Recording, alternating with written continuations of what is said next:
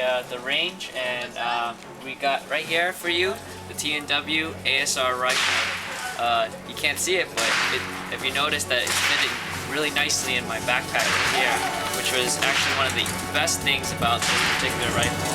I know you don't actually see it right now, but we can go ahead and just show you the actual thing. So like I mentioned before, the ease of access of just grabbing the components that you need. The barrel is right here. Simply push it in, find the locking nut, and then twist. Once that's done, fit the nut, you're all set, you're ready to go. I took the liberty to actually mount the scope right on here. I haven't sighted it in yet, but we'll see how it shoots right out of the box. So what I have with me today are 17 Glock 17 magazines, and this will be using. I also will be using Winchester box ammunition, and the focus for this is to see if this even fires well, and then after that, once we dial the scope, we'll be doing an accuracy test. So we're gonna go ahead and just load the ammunition. I have with me a Uplula speed loader. This helps especially with the last round when loading 9mm.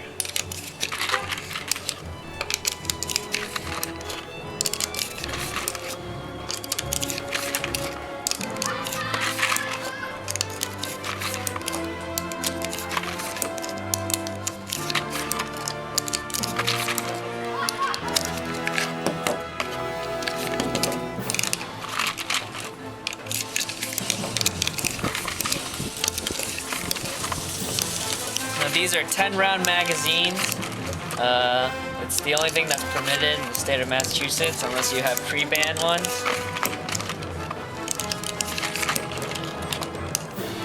I have with me also Glock 19 magazines, but it has my home defense rounds in them, my hollow points.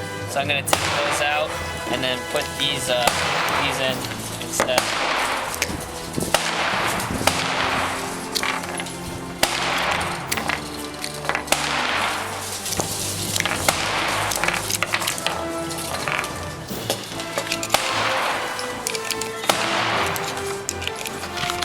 I brought the 19 mag here just to show that this will feed that magazine. And just remember guys, I have the California build, so I'm gonna have to be pushing that button just to release the magazines. But yours, if you would purchase it in any other state other than California, should come with a normal magazine release. Alright, so there's our magazines. And then we'll go ahead and get started.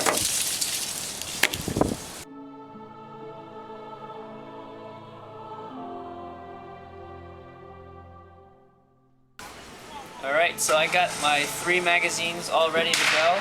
I have my target set up at 25 yards, right down there. Pretty much this is just going to be if it feeds reliably. I haven't sighted this in per se, and I have never shot this yet. I'm just gonna go ahead and just send 30 rounds down consecutively, and then see if we have any malfunctions or anything like that. Yeah. And sorry, it's really windy right now, so if it's really hard to hear me, I'll try to cope with that.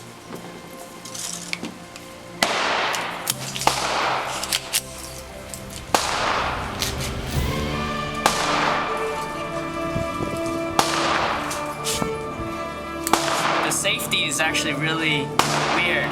In order to turn the safety off, I have to use my thumb back here to push it in.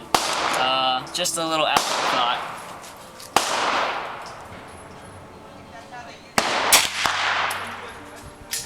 That was a bit low to the right, low to the left.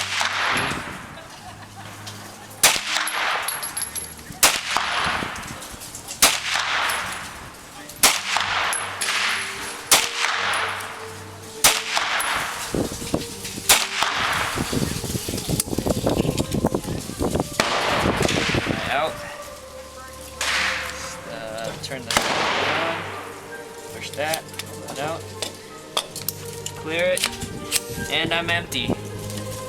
Another Glock 17 magazine.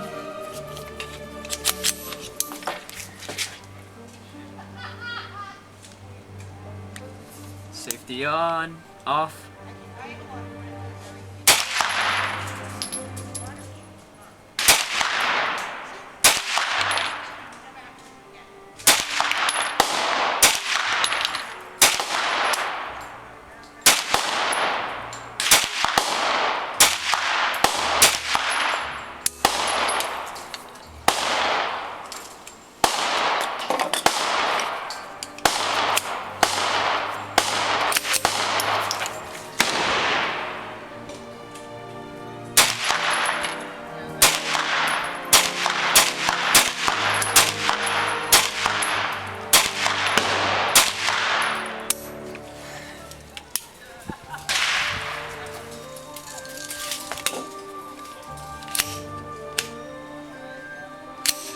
This doesn't have a last shot open, but you know, that's something that I can live with. Other than that, yeah, every single one of them fed reliably.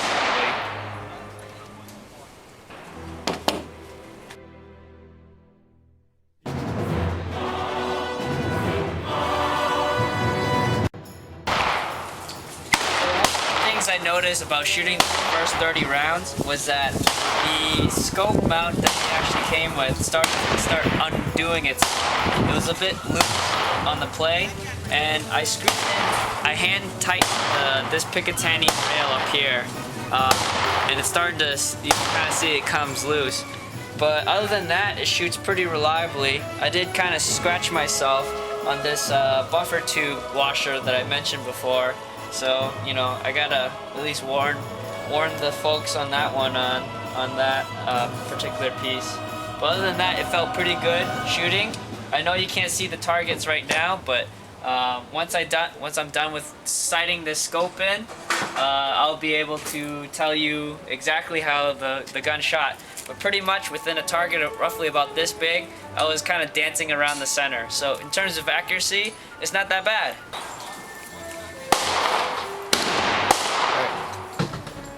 Right now we're going to move on to an accuracy test. I'm pretty much going to unscrew these caps over the scope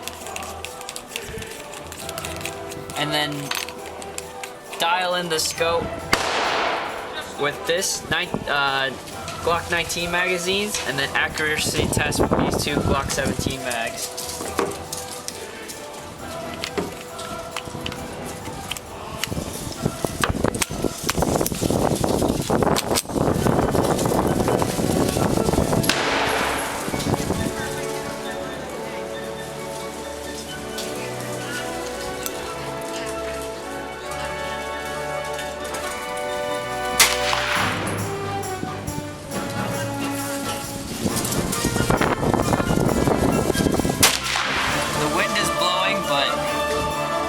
Try to time the shots.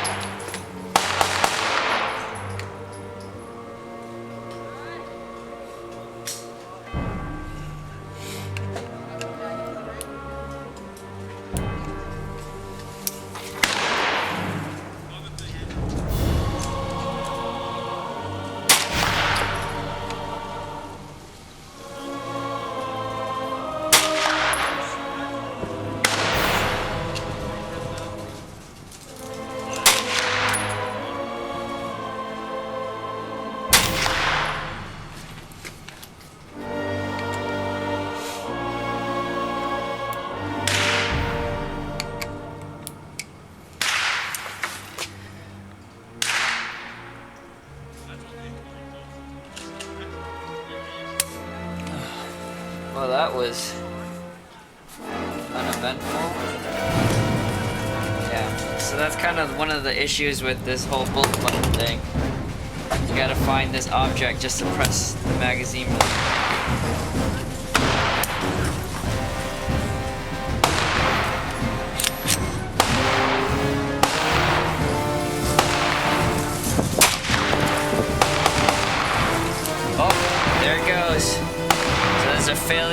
eject right there. So just gonna go ahead and release the magazine, turn it on safety, release the magazine, and then eject that right there. Wow. See that right there? It's got stuck on the mechanism. See that? It's stuck right there. So I'm gonna have to unsafely try to pry this up.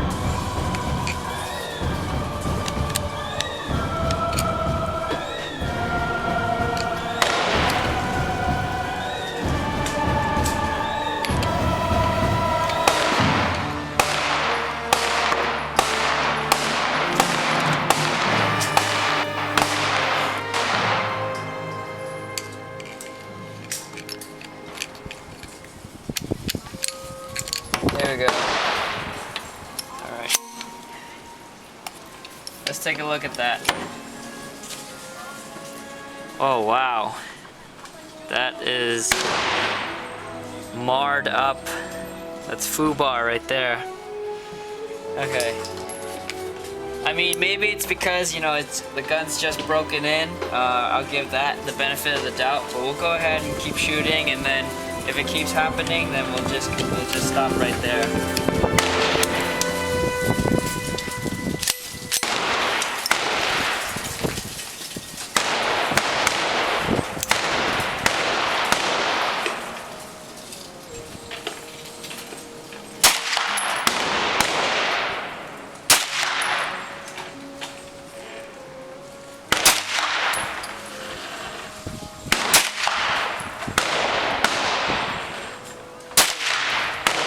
The recoil is really mild.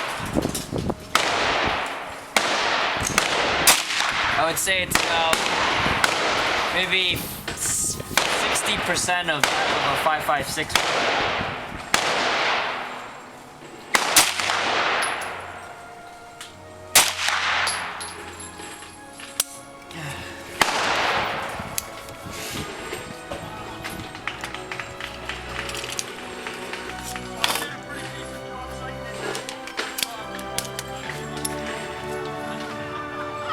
I'm gonna go ahead and give my cameraman a shot at this last 10 rounds.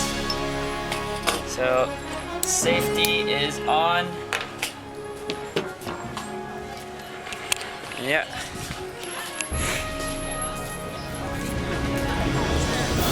So go ahead, hold it. Yep. The safety's on the other side. So just push that here. So that's the safety's on, safety's off. And then rest your cheek weld right here.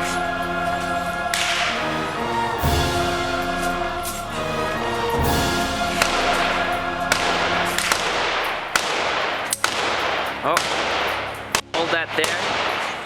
Was that a failure to fire? So turn the safety on. Release the magazine. So grab that right there. Yep. Go ahead and show you what he's trying to do. So no. You pushed one of the pins out. So be careful, be really careful. This is actually one of the takedown pins. So make sure you don't push that out. You see it right there? You just push it in there. You poor Californians and ourselves. Just put it in. Yep, magazine just dropped. Now go ahead and pull the charging handle to clear it. Okay, so it looks like when I pulled the charging handle back, it didn't pick up one of the rounds. So we're gonna go ahead and try to feed that back in there. Put in the magazine. It recesses a bit far back. All the way in, yep. Now pull that charging handle all the way back and just let it go. Yep, there you go. Turn the safety off. Okay, you're ready to go.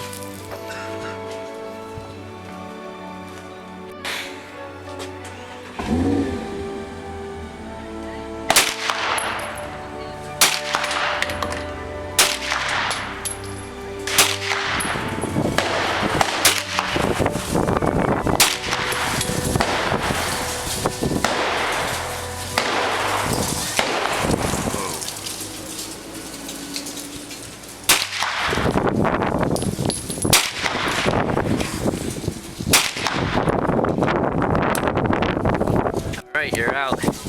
How was it? It's pretty cool. Okay. Alright, well there you have it. The TNW ASR. One misfeed, but it might have seemed like it's kind of gunking up because it's just breaking in.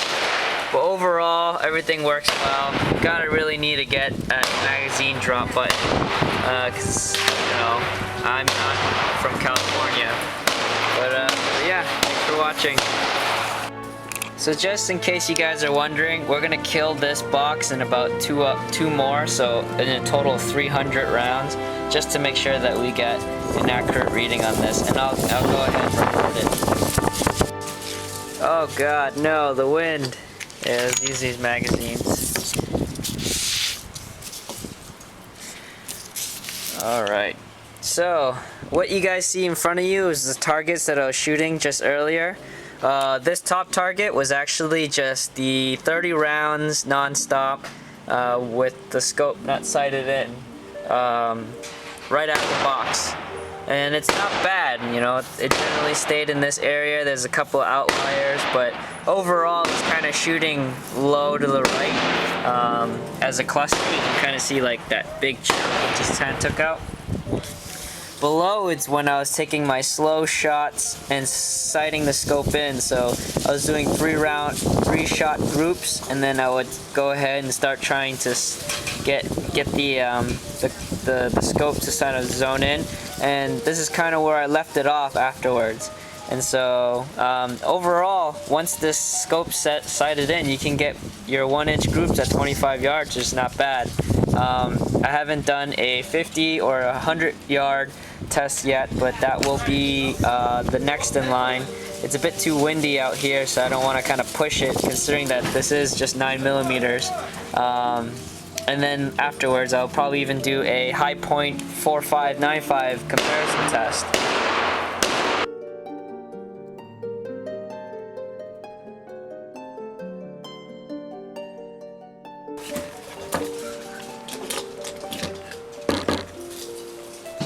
Alright, ready? So yeah. Alright, I'll take the top one, you take the bottom one.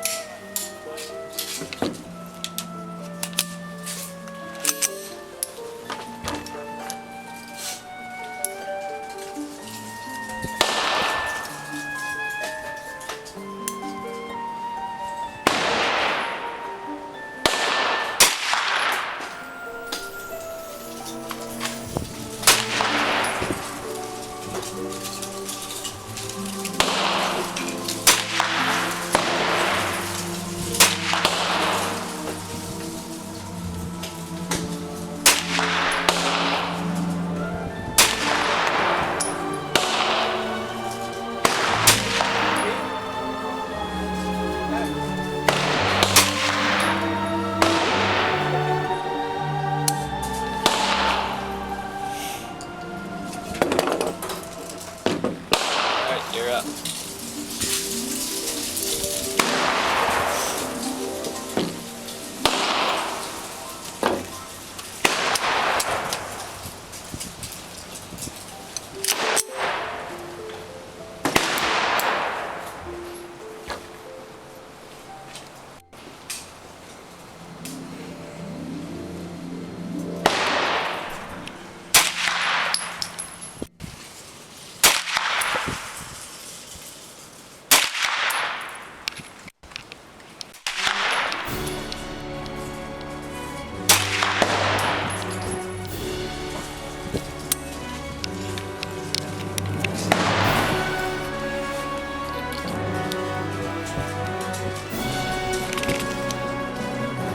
For the 17 mags, you have to pull them out.